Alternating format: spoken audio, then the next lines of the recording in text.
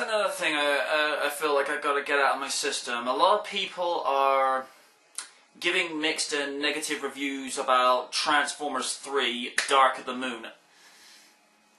Seriously, you people are giving this negative effect. I mean, alright, there were a couple of things in the movie I felt didn't necessarily need to be there. I mean, yeah, they lied to us about the parents being in there, but in all fairness, the presence of the parents were toned down drastically compared to the first two movies, which I gotta give Michael Bay kudos on that one, because, you know, particularly with some of like this sort of, you know, these sort of wink wink innuendo jokes in the second one, like, you know, come on dude, we don't need that.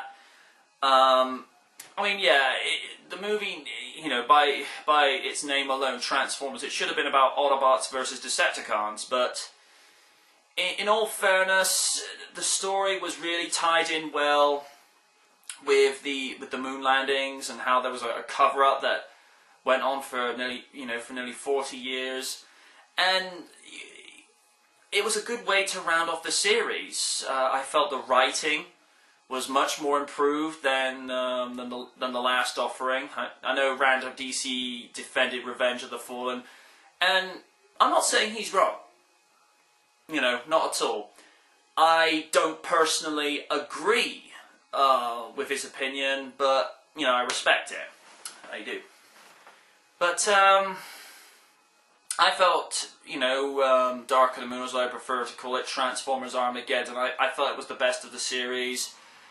It gave a much more interesting insight, as particularly with, you know, someone like Optimus Prime. You know, how does he, you know, feel about this situation, about not being told certain things that were withheld when he has a right to know, you know, something that happened in the war of the Transformers, and he was neglected this information. I don't know. I don't feel that Spill were particularly kind with their review of it, particularly with co-host Falzon giving the movie an FU rating. I mean, I'm not saying the guys are wrong. I'm not saying, you know, I'm not going to go looking for, you know, going to flame, because I do, you know, professionally and personally respect those guys, because they have a really amusing and different way of analysing and reviewing a movie, but I just did not agree with their... Corey was probably a little bit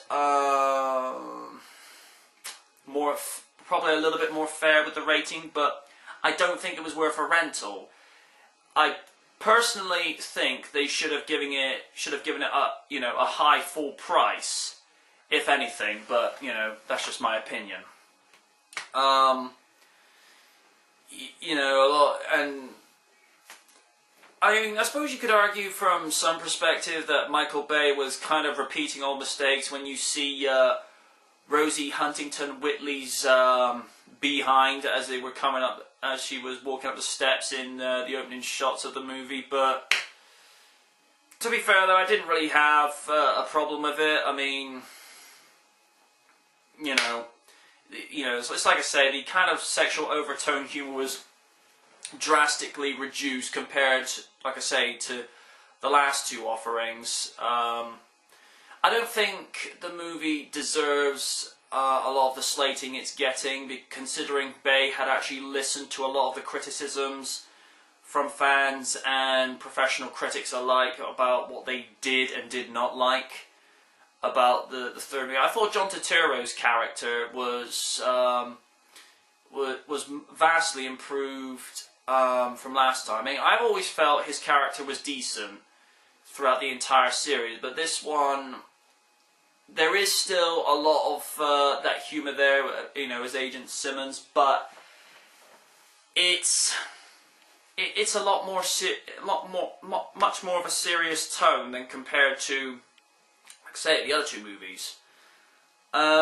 With Captain America vastly approaching in the next couple of weeks, see, that movie has got to do something really extraordinarily special to compete with Transformers 3, because as I said in episode 51 of Special Features, this is, Transformers 3 is the movie of the summer.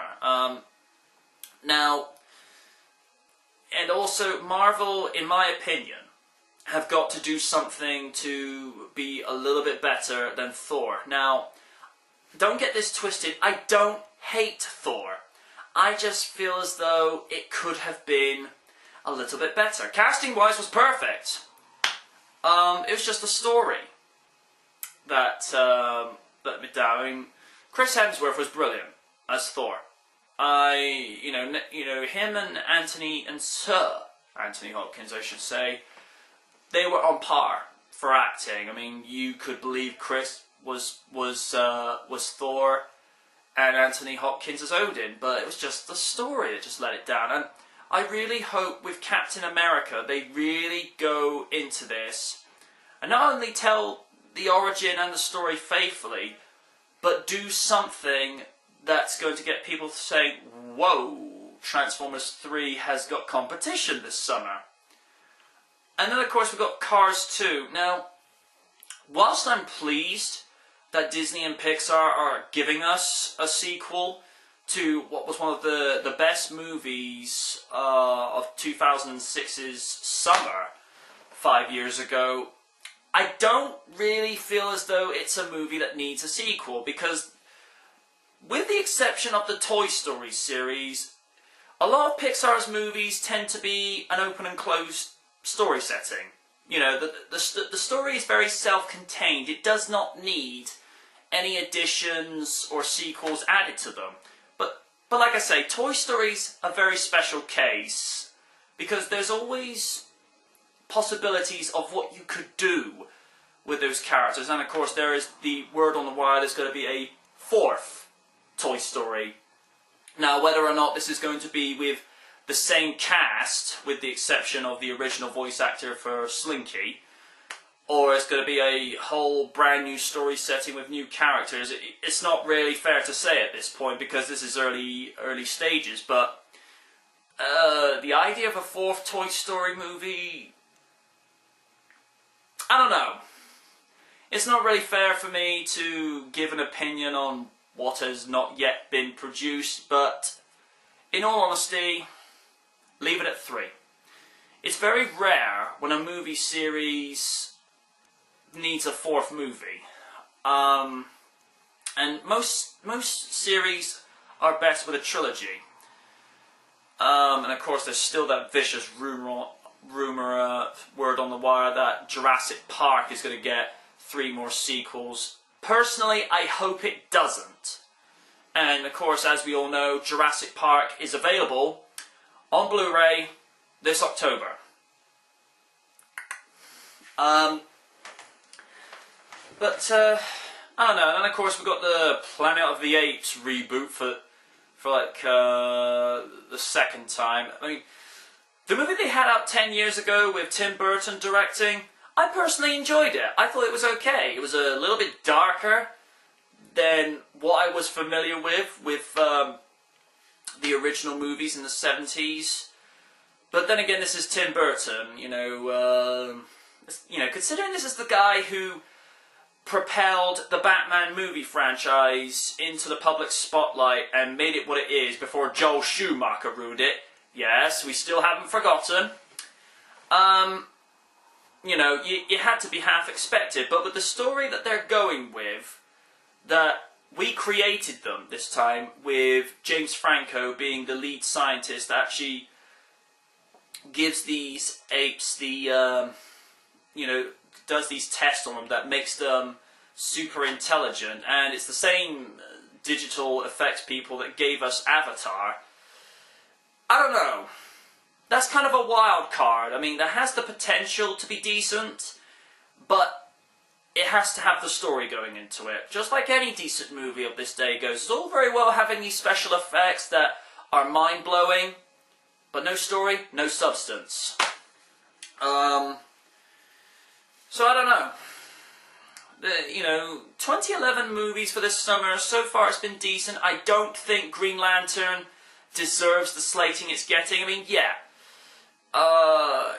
It's not in the same league as Superman or Batman, as much as it pains me to admit that. But for what it was worth, I felt I got my money's worth from the admission.